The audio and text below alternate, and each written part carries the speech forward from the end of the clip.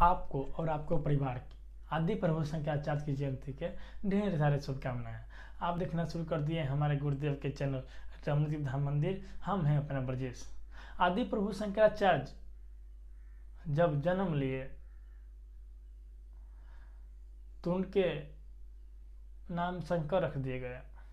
बहुत दिनों तक उनके माता पिता के कोई संतान नहीं हुआ, तो उनके माता पिता शंकर जी के भक्त थे। शंकर जी की तपस्या करने के बाद शंकराचार्य जी का जन्म हुआ। जब शंकराचार्य जी 3 वर्ष की उम्र हुए तो शंकराचार्य के पिताजी की मृत्यु हो गई। माँ का इकलौता था। अपने माँ से शंकराचार्य जी कहते थे, उनके बच्चे से लगाव था धार्मिक में, अध्यात्म के जानने की बहुत सारे लालसा था इनके पास। अपने माँ से कहते थे कि मुझे संत बनना है, मुझे खुद को जानना है, तो उसको माँ रोने लगती थी।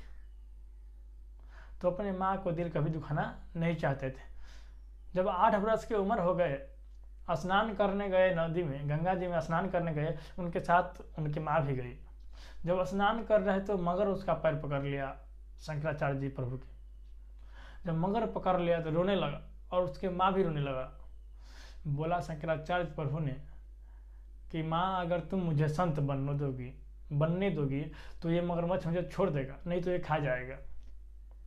माँ को भी उनको जिंदा देखना था। बोला ठीक है, तुम संत बन जाओ। अपने माँ को कहा, माँ तुम कभी चिंता मत करना, जब तुम्हारा अंतिम समय आएगा उस समय हम जरूर रहेंगे तुम्हारे पास। बोला ठीक है, तुम संत बन जाओ। आचार्य शंकराचार्य जी जो अपने गुरु गोविंद पद जी के पास गए और उनके पास बहुत सारे शिक्षा लिए, और शिक्षा लेने के बाद उनके गुरु जी का आदेश हुआ कि जाके तुम काशी में इस बात को प्रचार करो, इस ग्रंथ को, उपनिषद को प्रचार करो। जब काशी चले आए प्रभु शंकराचार्य, वहाँ पर कुछ दिन रहने के बाद अपने बहुत शिष्य हो गए। उनके होने के बाद उनका चंडाल रूप में विश्वेश्वर नाथ जी महाराज भगवान दर्शन दिए। कुछ दिनों के बाद वेद व्यास जी ब्राह्मण के रूप धर के उनके से 8 घंटा तक वार्तालाप की, बातचीत किए। जब उनको वेद व्यास जी समझ गए कि ये बहुत बड़े पुरुष हैं, तो उनका आदेश दे दिया गया कि जाकर आप इस ग्रंथ को और इस बात को और इस हिंदू धर्म को और आगे बढ़ाइए। और चारों दिशा में अपने ग्रंथ को वो बांट दिए। और चारों तरफ आज भी उनका मंदिर है। और इनका संप्रदाय से जो भी आता है, जो द्वैत की बात करते हैं। और आदि प्रभु शंकराचार्य अपने जीवन में बहुत सारे उपनिषद, बहुत सारे ग्रंथ लिखे, और लिखने के बाद 32 वर्ष के उम्र में अपने वो शरीर को त्याग कर परम धाम को चले गए।